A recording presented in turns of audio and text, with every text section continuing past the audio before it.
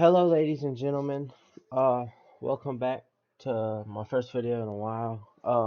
Today I will be giving you my UFC 300 picks this weekend for April 13th, Saturday at 6 p.m. Eastern, and super stacked card, probably the best card the UFC has put on ever, and it's gonna be filled with amazing fights and I can't wait for it, and so let's just dive right into my picks. So first up, to open up the UFC 300 card, we have Davison Figueiredo versus Cody Garbrandt. Two former champions going at it. Figgy was flyweight champion until him and Moreno went in that back and forth series, and then Cody was champion 8 years ago when he beat Dominic Cruz.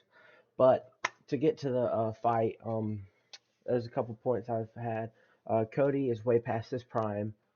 He hasn't been in his prime since 8 years, and he lost basically all of his fight IQ when he got smashed in by TJ Dillashaw. And it's just Figgy is just way more well-rounded. I mean, he's Figgy is super good on the feet. He's a great stand-up striker, and he's an even better grappler. And he's just a very good threat in the bantamweight division. I think this fight will just push him further into the rankings. And Cody's IQ is just not there at all. I mean, he will leave himself open for takedowns, strikes, just whatever. I mean, it's Figgy. Figgy can choose to do whatever he wants with him, basically. So that's why I have Figgy winning this fight via unanimous decision to start off the UFC 300 card. So for the next fight, we have Jim Miller versus Bobby Green, two very grizzled veterans going at it. One Jim Miller's coming off the win. He got a submission win um, in January. I forget who it was against, but I think it might have been Gabriel Benitez. But besides that, Bobby Green is coming off a horrible stoppage from the ref. I mean, at UFC Austin, he just let Bobby just get smashed for about 30 seconds until he pulled him off. But besides that, Bobby's more of a boxer and Miller is great at jiu-jitsu, and Miller is very crafty. He's very crafty, You have to be smart when you're older and you don't have as much athleticism as you would 10 years ago. So that's why I think if Miller can eventually get Green to the ground, it's over for Green because Green's grappling is all right, but it's not the best. And Miller's just in a whole different league. He's easily one of the best grapplers in the lightweight division.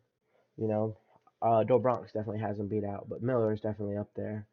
That's why I think Miller is gonna win this fight via round two submission. So our next fight in the early prelims is Jessica Andrade versus Marina Rodriguez. This fight is definitely, I would imagine this is going to be the most competitive or slash interesting match of the night as far as the women go. Andrade is coming off a knockout win against Mackenzie Dern, and Marina Rodriguez is definitely a step up as far as striking goes. Where as Dern, she's more of a grappler, but she just stood there and took shots from Andrade. But Rodriguez is definitely not going to just take them. She'll definitely be able to strike back. So this is why I think it will be more of a stand-up fight.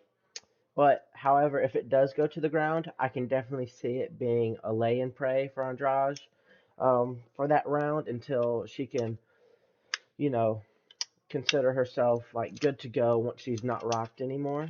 So, but I do think Andrade is skilled. She used to be the belt holder, so I do think she is gonna win by via unanimous decision. But I could see this being a split decision win for Marina. So the next fight we have is Jalen Turner versus Renato Moicano, which will close out the early prelims. Which I think this fight was the most exciting fight on the early prelims, so I'm excited for this one. Both of them coming off of finishes. Jalen Turner knocking out Bobby Green, which I was talking about earlier, and Renato Moicano getting a unanimous decision over Drew Dober. Um, I do think Turner, he's 6'3", he has a crazy reach advantage. I think that's really going to help him with keeping Moicano at bay from takedowns and strikes. Moicano is going to have a problem closing the gap and taking him down because Moicano is more of a jiu-jitsu guy, so he's going to be looking for submissions against Turner. Turner's not a bad grappler. It's just that's not his strongest point. Turner's more of a boxer. That's what. But I do think Moicano will not be able to close the gap. He might get through it once in round one, but I can definitely see Turner um, trapping him when he's trying to go for the gap, kind of a McGregor style, where he drops back when they're going for the takedown or for another strike. I can definitely see Turner just popping him and just getting knocked out. So I do think that is why I have Jalen Turner via round two knockout. So the fight that's going to start off the regular prelims is Sodiq Youssef versus Diego Lopez. Um, Lopez is a humongous hype train, and this fight will just launch him into the rankings, which is true. He's coming off a knockout win that took him a minute 30 against Pat Sabatini at UFC 295, and Lopez is very skilled. I definitely think this fight is going to launch Lopez into the rankings if he wins, because I can definitely see him being a future superstar. UFC's kind of setting him up for that, kind of how they did with O'Malley and how they're starting to do that with Bo Nickel as well. Um, but Sodiq Youssef is a veteran, but he can win, but I just think Lopez is too skilled at the end of the day. I mean, Lopez can take it to the ground, he can stand and strike, he can clinch the whole time, so that's why I think Lopez is going to win via round one. All right, so the next fight we have is Holly Holm versus Kayla Harrison. Not too many people are excited for this fight because they feel Holly Holm is way past her prime at 42, which I can agree with. I do think she is going to lose this one because Harrison is just looking like a beast her last couple fights. You know, she's judo champion.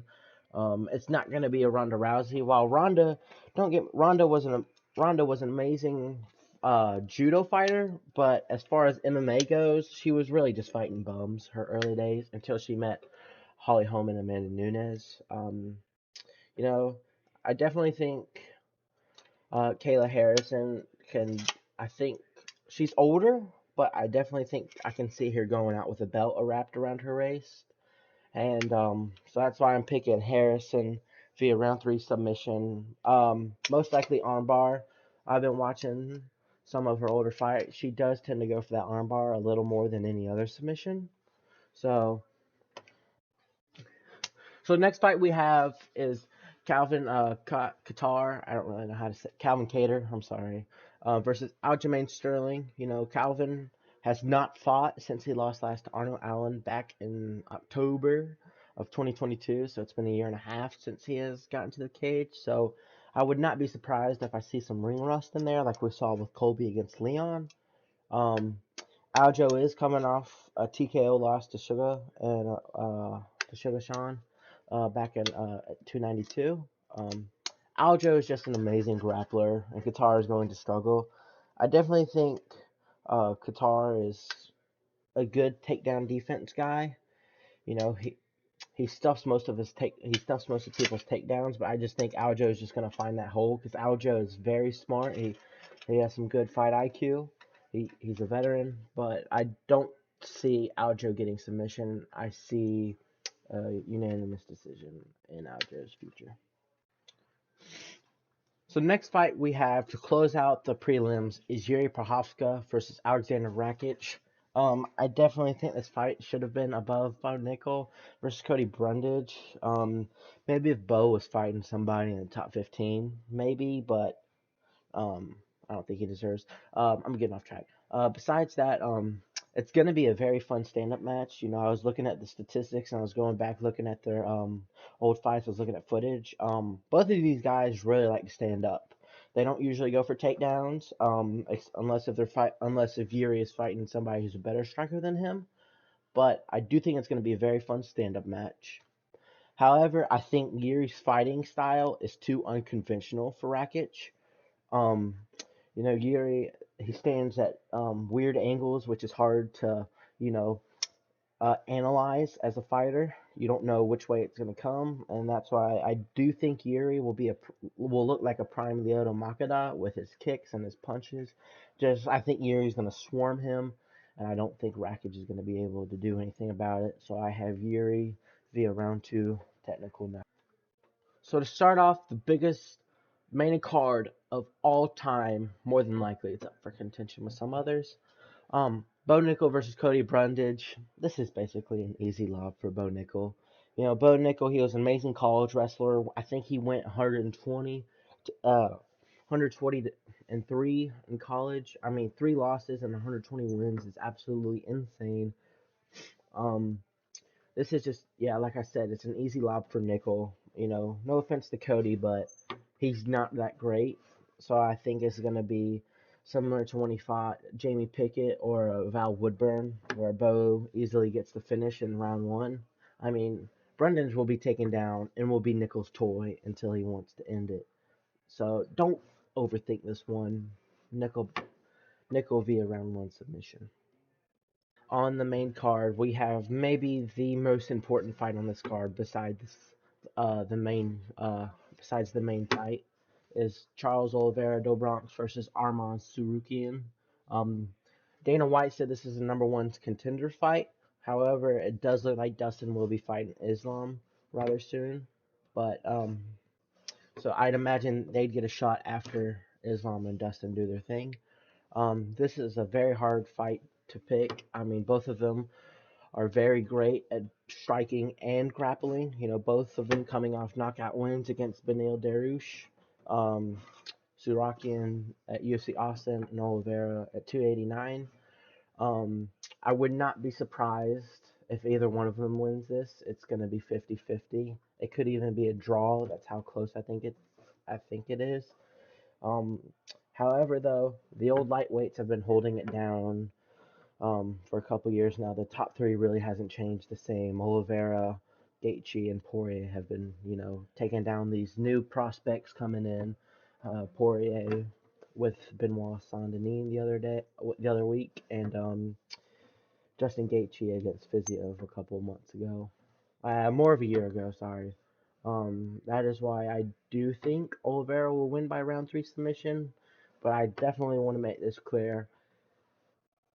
It could go either way, and it could be any finish. It's just, it's a very competitive fight, and this will more than likely be fight of the night. So for our next fight, we have Justin Gaethje versus Max Holloway.